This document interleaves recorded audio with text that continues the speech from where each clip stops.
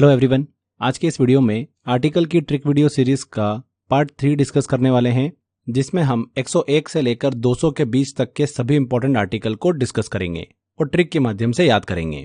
यहाँ पर लगभग हमको 10 से 12 इंपॉर्टेंट आर्टिकल देखने को मिलते हैं जो लगातार एग्जाम के अंदर पूछे जाते हैं। तो चलिए एक एक करके हम उनको याद करते हैं। सबसे पहले हम बात करते हैं आर्टिकल 110 की। आर्टिकल 110 जो है ये मनी बिल से रिलेट करता है। अब मनी बिल से रिलेट करता है, इसको कैसे याद रखेंगे हम? देखिए बहुत ही सिंपल है। जब भी आपसे मनी बिल से रिलेटेड एग्जाम में क्वेश्चन पूछे तो आपको करना यह है कि मनी बिल में आपको फटाफट मनी लिख लेना है। मनी में आप स्टार्टिंग का देखो एम और ओ पकड़ोगे तो इसको अलग कर लो, एम और ओ को। अब एम और ओ को अगर हम ऐसा देखें कि बीच में फ्रेंड्स एम के जो वी बना हुआ है इसको हटा दो तो ऑटोमेटिक यहाँ पर हमको एक अंक देखने को मिल रहा है 110 देखने को मिल रहा है। तो आर्टिकल 110 जो है ये मनी बिल से ही संबंधित है। एक बार कॉपी में आप प्रैक्टिस कर लो, एम ओ लिखो, एम के बीच में अपनी उंगली रख लो तो ऑटोमेटिक आपको एक संख्या दिखेगी 110। तो इस तरीके से आपको समझ में आ जाएगा कि मनी बिल से संबंधित आर्टिकल कौन सा है। 110 नंबर का आर्टिकल है। आर्टिकल 110 के तहत कोई भी विधेयक मनी बिल तब माना जाता है जब वह केवल और केवल वित्तीय मामलों से संबंधित हो, जैसे कि टैक्स लगाना, टैक्स में बदलाव करना, टैक्स को समाप्त करना या फिर टैक्स से जुड़े नियम बनाना। क्लियर? मनी बिल से संबंधित एक इंपॉर्टेंट चीज ध्यान रखिएगा कि मनी बिल को केवल लोकसभा में पेश किया जा सकता है। राज्यसभा इसे संशोधित नहीं कर सकती है, केवल सुझाव दे सकती है।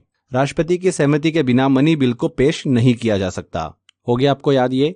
चलिए नेक्स्ट आर्टिकल आता है हमारा annual financial statement of union से संबंधित, मतलब बजट से संबंधित। देखिए फ्रेंड्स, हमारे संविधान में यूनियन बजट जो होता है, बजट जो पेश किया जाता है, उसका नाम जो है कहीं पर भी मेंशन नहीं है कि बजट नाम कहीं आपको हमारे संविधान में देखने को मिलेगा।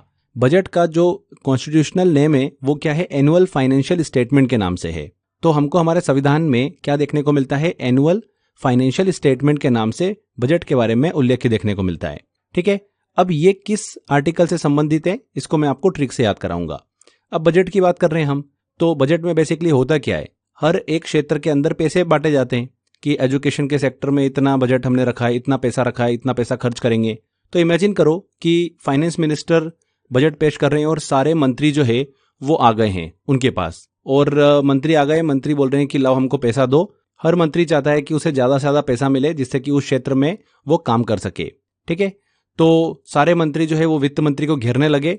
इतने में एकदम से जो लोकसभा के अंदर बजट पेश हो रहा था तो स्पीकर महोदय खड़े हो जाते हैं और बोलते हैं कि अरे ऐसे मत, एक साथ मत आओ, एक एक करके दो इनको, पेमेंट जो है वो एक एक करके दो, ऐसे एक साथ दोगे तो सब गड़बड़ हो जाएगा, है ना। तो स्पीकर साहब क्या बोलते हैं वित्त मंत्री को कि इनको पेमेंट जो है वो एक एक करके दो। तो बस यहां पर ही हमको समझ में आ जाता है कि ये किस आर्टिकल से संबंधित है। एक एक करके दो बोला है, मतलब 112, आर्टिकल नंबर 112, 112, एक एक करके दो इनको पेमेंट। जैसे आर्टिकल नंबर 112 भी देखोगे ना तो आपको इसको बोलना है 112, तो आपको ऑटोमेटिक स्टोरी दिमाग में चलेगी कि स्पीकर महोदय बोल रहे थे कि एक एक करके इनको पेमेंट दो। किनको बोल रहे थे? वित्त मंत्री को बोल रहे थे। सब लोग आ गए, हर मंत्रालय आ गया पेमेंट लेने कि लाओ पेमेंट दो, बजट पेश हो रहा है। ठीक है, तो ये आपके दिमाग में सेट हो चुका है कि आर्टिकल नंबर 112 जो है एनुअल फाइनेंशियल स्टेटमेंट से संबंधित है। इसके बाद आगे बढ़ते हैं और एक बहुत ही अच्छी मैं आपको यहाँ पर स्टोरी बताने वाला हूँ, ध्यान से देखिए। राष्ट्रपति महोदय बैठे हुए हैं, राष्ट्रपति महोदय के पास में एक बिल पहुंचता है। आप सभी को पता ही है कि bill at the end finally sign होने के लिए किसके पास पहुंचता है? राष्ट्रपति के पास पहुंचता है। लोकसभा में आता है, फिर राज्यसभा में जाता है, वहां से पास हो जाता है। तो जो कोई विधेयक होता है वो कानून बनने के लिए राष्ट्रपति महोदय के पास जाता है। राष्ट्रपति महोदय अगर साइन कर देते हैं तो वो कानून बन जाता है। ठीक है, तो राष्ट्रपति महोदय के पास में एक बिल पहुंचा है। अब राष्ट्रपति महोदय जो है वो क्या क्या कर सकते हैं उस बिल के साथ में, चलिए हम देखते हैं। ध्यान से देखिएगा, यहीं पर ही आर्टिकल की संख्या छुपी हुई है। राष्ट्रपति जी क्या करते हैं? बोलते हैं कि इस बिल के 3 प्रिंट आउट लेके आओ, पहले तो 3 कॉपी लेके आओ। ठीक है भैया, तो राष्ट्रपति महोदय के सामने 3 कॉपी रख दी जाती है बिल की, आप जैसा कि देख पा रहे हैं यहाँ पर। अब राष्ट्रपति महोदय देखते हैं और पूछते हैं कि भैया बताओ मुझे कि इस बिल के साथ में क्या क्या कर सकता हूं। तो उनको बताया जाता है कि आपके पास में संविधान में 3 विकल्प दिए गए हैं आपको। तो बोले चलो ठीक है, देख लेते हैं। पहला विकल्प उनको दिया गया कि अगर राष्ट्रपति चाहते हैं, मतलब आप चाहते हो कि बिल सही है तो आप इसको मंजूरी देकर कानून बना सकते हो। तो बोले ठीक है। बोले पहला ऑप्शन तो मेरे को समझ में आ गया। उनके सामने 3 कॉपी रखी थी। पहली कॉपी पर उन्होंने ये समझा देखकर कि अगर मैं इस बिल को पास कर दूंगा साइन कर दूंगा तो ये कानून बन जाएगा। इसके बाद राष्ट्रपति महोदय पूछते हैं कि दूसरा विकल्प बताओ क्या है। तो उनको बताया जाता है कि अगर आपको लगता है कि बिल सही नहीं है तो आप उसे संसद में वापस पुनर्विचार करने के लिए भेज सकते हैं, आदेश पारित कर सकते हैं। इसको सस्पेंसिव वीटो कहा जाता है, सस्पेंसिव वीटो। ठीक है भैया, दोनों विकल्प समझ लिए। राष्ट्रपति महोदय पूछते हैं कि तीसरा विकल्प बताओ। तो उनको बताया जाता है कि आप क्या कर सकते हो, बिल को अनिश्चितकालीन समय के लिए अपने पास रख सकते हो। मतलब जरूरी नहीं है कि आप बिल को मंजूरी दो, जरूरी नहीं है कि आप उसको पुनर्विचार करने के लिए भेजो। आपको लगता है कि आपके पास रखना है तो आप रख सकते हो अनिश्चितकालीन के लिए। मतलब आपने उस पर कोई भी फैसला नहीं दिया। इसे क्या कहते हैं, इसे बोलते हैं पॉकेट वीटो। अपने पॉकेट में आपने रख लिया उसको। ठीक है, तो इस तरीके से राष्ट्रपति जी ने क्या करा, जो उनके पास में बिल आया था उसकी 3 कॉपी अपने सामने रखी और एक एक विकल्प को उन्होंने अच्छे से डिस्कस किया। और हर एक कॉपी के साथ में उन्होंने क्या करा, इन विकल्प को एग्जीक्यूट करके भी देखा, जिससे कि उनको समझ में आ जाए कि किस तरीके से मुझे एक्शन लेना है। तो भैया एक एक बार अगर कोई इंसान प्रैक्टिकली कर लेता है तो उसको ज्यादा अच्छे से समझ में आ जाता है कि मैं क्या क्या कर सकता हूं। तो उन्होंने क्या करा, हर एक बिल के साथ में जो उनके सामने रखे थे, तीनों बिल की कॉपी को एक एक बार वो विकल्प के साथ में करके देखा, एग्जीक्यूट करके देखा, अपनी पावर का यूज करके देखा। तो इस पूरी स्टोरी में आपको बहुत सारी इंफॉर्मेशन याद हो चुकी है। पहली बात तो तीनों विकल्प आपको दिमाग में आ चुके हैं कि राष्ट्रपति जी कर क्या सकते हैं। यहां पर सबसे इंपॉर्टेंट कि ये पावर राष्ट्रपति जी को किस आर्टिकल में दी गई है। तो यहां पर आप देखिए, राष्ट्रपति जी के सामने 3 हमने क्या रखा था, बिल की कॉपी रखी थी। अब तीनों बिल की कॉपी को आप एक संख्या के तौर पर देखो तो आपको दिखेगा कि 3 लाइन यहां पर बनी हुई है। बेसिकली 3 लाइन, ठीक है, मोटी मोटी 3 लाइन है। तो कहने का मतलब यहां पर यह है कि इन 3 लाइन को अगर मैं संख्या के रूप में देखूं तो ये 111 दिख रहा है, हमको दिख रहा है। तो मतलब 111 नंबर। तो आर्टिकल नंबर 111 में राष्ट्रपति जी को ये पावर दी गई है। समझ में आ गया आपको? बहुत ही इंपॉर्टेंट है, एग्जाम में यहां से क्वेश्चन पूछा जाता है। आई थिंक आपको याद भी हो गया होगा, हमने बहुत प्रैक्टिकली इसको समझा है, डायग्राम के माध्यम से समझा है। तो आपके दिमाग में आई थिंक ये आर्टिकल संख्या जो है वो सेट हो चुकी है। आगे बढ़ते हैं, अब बात करते हैं हम आर्टिकल नंबर 1, 2, 3 की। ठीक है, तो देखिए आर्टिकल नंबर 1, 2, 3 है ना, ये बहुत यूनिक नंबर है। क्यों यूनिक है ये? क्योंकि हमको ऑर्डर में दिख रहा है, 1, 2, 3 एक प्रॉपर ऑर्डर में जमा हुआ है ये। ठीक है ना, तो यहां पर फ्रेंड्स हमको समझ में आ रहा है कि 1, 2, 3 जो है ये एक ऑर्डर में जमा हुआ है, मतलब ऑर्डिनेंस से संबंधित है, ये अध्यादेश से संबंधित है। ऑर्डिनेंस बोलते हैं इंग्लिश में अध्यादेश को। तो ऑर्डिनेंस आप जब भी वर्ड देख रहे हो तो इसके आगे आपको क्या दिख रहा है, ऑर्डर समझ में आ रहा है। तो ऑर्डर मतलब ऐसी संख्या जो ऑर्डर में जमी हुई हो, 1, 2, 3। तो बिल्कुल देख के ही आप समझ जाओगे। यहां पर फ्रेंड्स देखिए, जो ऑर्डिनेंस मतलब अध्यादेश जारी करने की पावर होती है, ये हमको 2 तरीके से देखने को मिलती है, गवर्नर के माध्यम से भी और राष्ट्रपति के माध्यम से भी। तो राष्ट्रपति बड़ा है कि गवर्नर बड़ा है?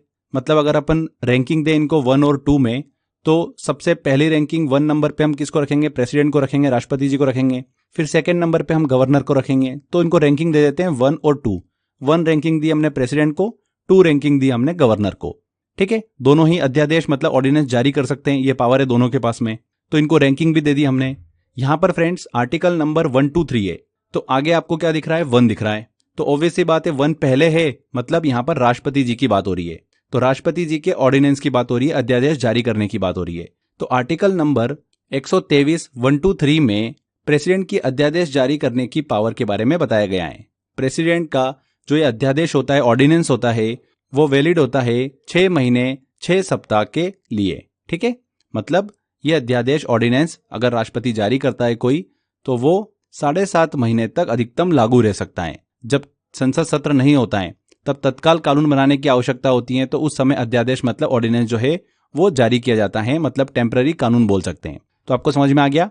अब यहां पर देखिए, हमने जो ऑर्डर देखा उसमें 1, 2, 3 हमको दिखा, तो हम समझ गए भैया ठीक है, राष्ट्रपति के ऑर्डिनेंस जारी करने से संबंधित है।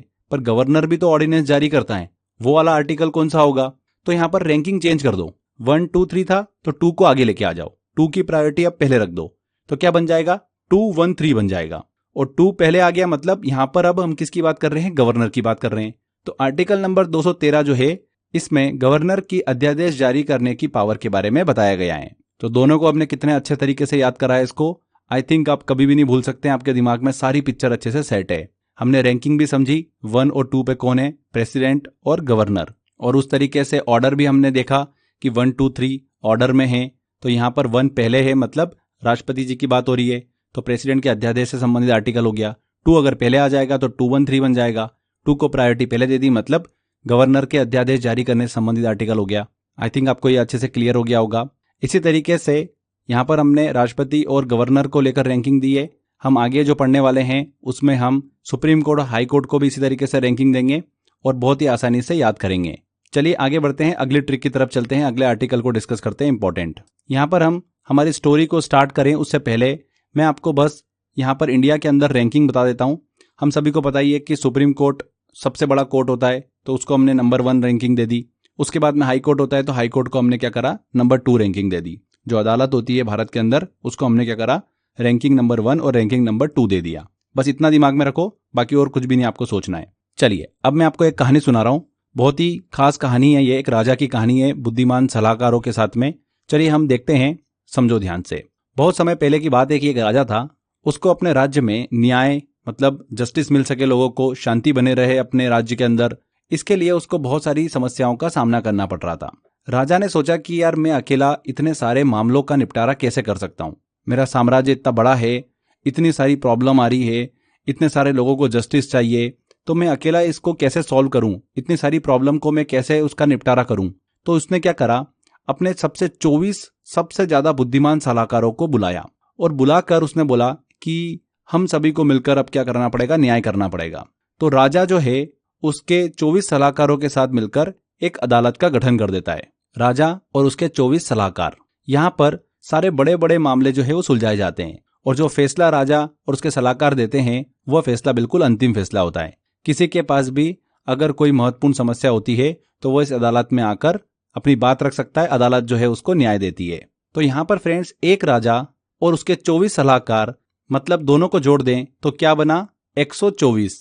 एक राजा और उसके 24 सलाहकार मिलकर एक अदालत बनाते हैं और न्याय और शांति के लिए काम करते हैं। तो आर्टिकल नंबर 124 जो है ये सुप्रीम कोर्ट के गठन और उसके न्यायाधीशों की नियुक्ति की बात करता है। हो गया आपको याद, ये कभी भी आप देखिए इस चीज को नहीं भूल सकते, आपको हमेशा याद रहेगा कि एक राजा को प्रॉब्लम आ रही थी अपने साम्राज्य में जस्टिस और शांति बनाए रखने में, न्याय देने में, क्योंकि वो अकेला राजा कितनी प्रॉब्लम को सुनेगा। तो उसने अपने सबसे 24 बुद्धिमान सलाहकारों को बुलाया और एक अदालत का गठन किया और एक राजा और उसके 24 सलाहकार जो है वो आपस में मिलकर जस्टिस और शांति बनाए रखने के लिए काम करते हैं, अदालत में न्याय देते हैं। तो हो गया हमको याद, आर्टिकल नंबर 124 जो है ये सुप्रीम कोर्ट के गठन की बात करता है। यहां पर देखिए स्टार्टिंग में आपको 1 देखने को मिल रहा है, मतलब रैंकिंग में सबसे बड़ा अदालत कौन सा है, सुप्रीम कोर्ट है। तो बिल्कुल आर्टिकल नंबर 1 to 4 जो है ये सुप्रीम कोर्ट से संबंधित है। अगर मैं हाई कोर्ट की बात करूं तो रैंकिंग चेंज करना पड़ेगी, आगे किसको लेके आना पड़ेगा, 2 नंबर को लेके आना पड़ेगा। तो 2 को आगे लो और 1 को पीछे करो तो क्या बन जाएगा, 214 बन जाएगा। मतलब अब हम बात करेंगे किसकी, हाई कोर्ट की।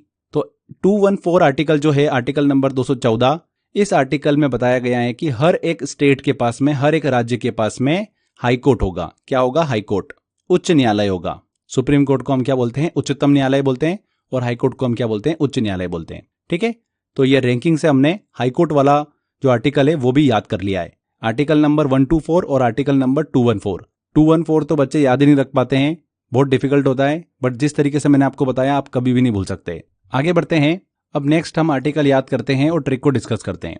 देखिए फ्रेंड्स, हमारा जो अगला आर्टिकल है ना बहुत ही खास आर्टिकल है। हम भारत में कितने लोग रहते हैं, लगभग 148 करोड़ के आसपास में लोग रहते हैं। कितने, लगभग 148 वर्तमान में अगर हम बात करें तो। ये सभी लोग जो भारत में रहते हैं अपने अपने तरीके से कमाई करते हैं और सरकार को क्या देते हैं, टैक्स देते हैं।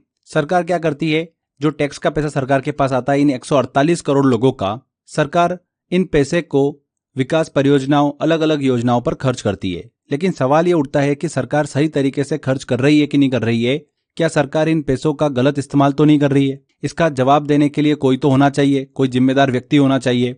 तो ठीक है भैया, जिम्मेदार व्यक्ति बनाया कौन, keg, controller and auditor general of India. ये सरकार के हर खर्च का ऑडिट करता है और ये सुनिश्चित करता है कि जनता के जो पैसे हैं, जो टैक्स का पैसा है, वो सही से उपयोग हो रहा है कि नहीं हो रहा है। क्लियर। तो जब 148 करोड़ लोग ये सवाल पूछते हैं कि उनका पैसा कहाँ है, कैसे खर्च हो रहा है, तो इसका जवाब देने के लिए कौन आगे आता है, केग आता है, सीएजी आता है। सीएजी की जिम्मेदारी है कि वह सरकार की वित्तीय गतिविधियों पर नजर रखे, जो फाइनेंशियल एक्टिविटी होती है उस पर नजर रखे और किसी भी तरह की गड़बड़ी का खुलासा करे, क्योंकि उसके ऊपर रिस्पॉन्सिबिलिटी कितने लोगों की है, 148 करोड़ लोगों की है। भारत की जनसंख्या 148 करोड़ है। ठीक है लगभग। तो हमने 148 करोड़ ले लिया।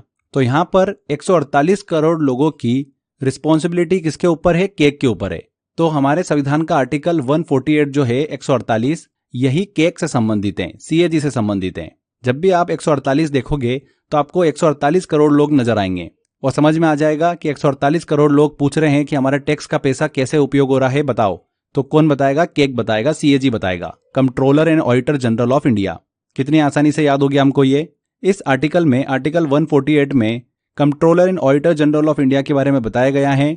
जो केग होता है वो इंडियन गवर्नमेंट की इनकम और एक्सपेंडिचर के इंस्पेक्शन के लिए सबसे बड़ा ऑफिसर होता है और केग अपने इंस्पेक्शन की रिपोर्ट को पार्लियामेंट में पेश करता है। कहां पर?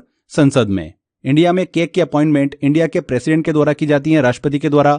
और केग जो होता है वो अपना त्यागपत्र जो होता है वो प्रेसिडेंट को देता है। किसको देता है? प्रेसिडेंट को देता है। इसकी सर्विस का टेन्योर 6 साल होता है या फिर 65 वर्ष की आयु तक। तो ये आर्टिकल नंबर 148 को डिस्कस किया हमने। बहुत आसानी से आपको दिमाग में याद भी हो गया होगा। बहुत ही इंपॉर्टेंट है, काफी बार एग्जाम में पूछा जाता है। अब आपको कभी भी प्रॉब्लम नहीं होगी इस आर्टिकल से संबंधित। आगे बढ़ते हैं, अगला आर्टिकल डिस्कस करते हैं इंपॉर्टेंट। हमने पार्ट 1 में फ्रेंड्स क्या डिस्कस किया था कि राष्ट्रपति जो है वो कहां पर जा रहे थे? इलेक्शन के लिए जा रहे थे, पर उनकी गाड़ी जो है वो पंचर हो जाती है। पंचर होने के बाद में उनकी मदद करने कौन आते हैं? गवर्नर आते हैं। हमने डिस्कस किया था, गवर्नर वहां से जा रहे थे, गवर्नर आते हैं, गवर्नर हेल्प करते हैं उनकी। किसकी करते हैं? राष्ट्रपति जी की हेल्प करते हैं। किस तरीके से हेल्प करते हैं? गवर्नर अपनी पावर का उपयोग कर ये पता करते हैं कि राष्ट्रपति जी की गाड़ी का कौन सा टायर पंचर है। तो वो देखते हैं कि एक टायर पंचर है आपकी गाड़ी का। क्या बोलते हैं? एक टायर पंचर है। ये हमने वहां पर डिस्कस किया था। पार्ट 1 में हमने डिस्कस भी करी थी ये स्टोरी पूरी। तो यहां पर अब ये स्टोरी आगे कंटिन्यू हो रही है। गवर्नर मदद करते हैं राष्ट्रपति जी की। गवर्नर बताते हैं कि एक टायर आपकी गाड़ी का पंचर है। ठीक है भैया।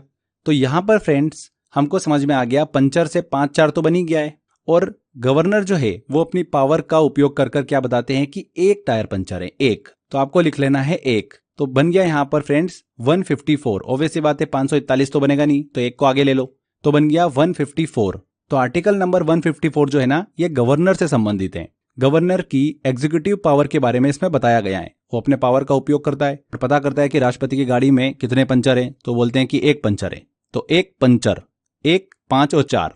तो कितनी आसानी समझ में आ गया हमको कि आर्टिकल नंबर 154 जो है ये गवर्नर से संबंधित है। गवर्नर की एग्जीक्यूटिव पावर के बारे में इसमें बताया गया है। बहुत ही इंपॉर्टेंट है, वेरी वेरी इंपॉर्टेंट, एग्जाम में क्वेश्चन बनता है यहां से आर्टिकल नंबर 154 से। चलिए आगे बढ़ते हैं, अगले ट्रिक को डिस्कस करते हैं। देखिए फ्रेंड्स, हर एक राज्य में, यहां पर देखिए आप ध्यान से, जो भी सरकार वहां पर होती है राज्य में, उसको एक कानूनी सलाहकार की जरूरत तो होती है। होती है कि नहीं होती है? बिल्कुल होती है। तो जो एडवोकेट जनरल होता है, कानूनी सलाहकार होता है, वो एक हर राज्य में होता है जो कि सरकार की मदद करता है, ठीक है, कानून के मामले में। अब ये व्यक्ति कैसा है हम थोड़ा सा डिस्कस करते हैं।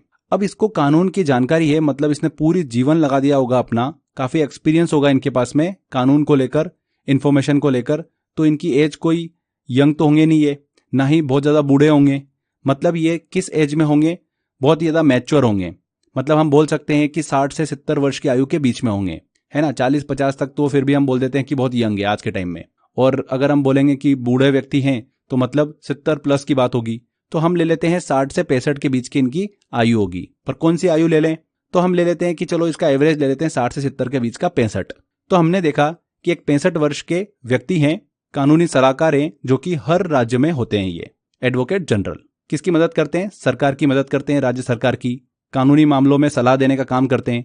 बिल्कुल समझ में आ गया हमको। यहां तक आपके दिमाग में छवि भी बन चुकी होगी कि एडवोकेट जनरल की एज क्या है, 65 वर्ष की इनकी आयु है। अब मुझे बताइए फ्रेंड्स कि हर राज्य में कितने होते हैं? ये एक होते हैं, एक, सिर्फ एक। तो आपको क्या लिख लेना है? 1 लिख लेना है। तो यहां पर क्या बन गया फ्रेंड्स? 165 बन गया। हर राज्य में एक कानूनी सलाहकार होता है, एडवोकेट जनरल होता है, और उनकी आयु हमने अभी निकाली, कितने के आसपास होगी? लगभग 65 वर्ष के आसपास उनकी आयु होती है। तो 65 लिख लिया, तो बन गया 165। तो आर्टिकल नंबर 165 जो है ये एडवोकेट जनरल राज्य के कानूनी सलाहकार से संबंधित हैं, जिनका काम क्या होता है? राज्य सरकार को कानूनी मामले में सलाह देना। हो गया आपको याद? ये आई थिंक आपके दिमाग से अब ये कभी भी निकलने वाला नहीं है फ्रेंड्स। अभी 2 महीने पहले ही एसएससी सीजीएल के अंदर ये क्वेश्चन पूछा गया था, प्री में ये क्वेश्चन बना था, आर्टिकल नंबर 165 किससे संबंधित है। तो ऐसे क्वेश्चन बन जाते हैं। बट अब आप जब भी ये 165 देखोगे आपके दिमाग में तुरंत आंसर क्लिक होगा। अगर आप वहां पर एकदम से इंस्टेंट रिएक्ट भी नहीं कर पा रहे हो तो ऑप्शन देख के आप समझ जाओगे कानूनी सलाहकार की बात हो रही होगी, एडवोकेट जनरल की बात हो रही होगी, तो पूरी स्टोरी आपके दिमाग में चलेगी कि हर राज्य में एक होता है और इनकी एज कैसी होती है। ये मतलब ना बूढ़े होते हैं ना यंग होते हैं, मतलब बोल सकते हैं कि एक बीच की एज के होते हैं, मैच्योर होते हैं, जिनको कानून के बारे में पूरी इन्फॉर्मेशन होती है।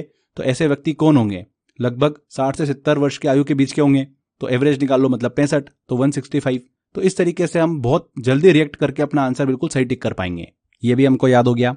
आगे बढ़ते हैं, अगला आर्टिकल डिस्कस करते हैं, उसकी ट्रिक डिस्कस करते हैं। यहां पर फ्रेंड्स हम देखते हैं कि गवर्नर के पास में, गवर्नर जो है उनके पास में एक बिल पहुंचा।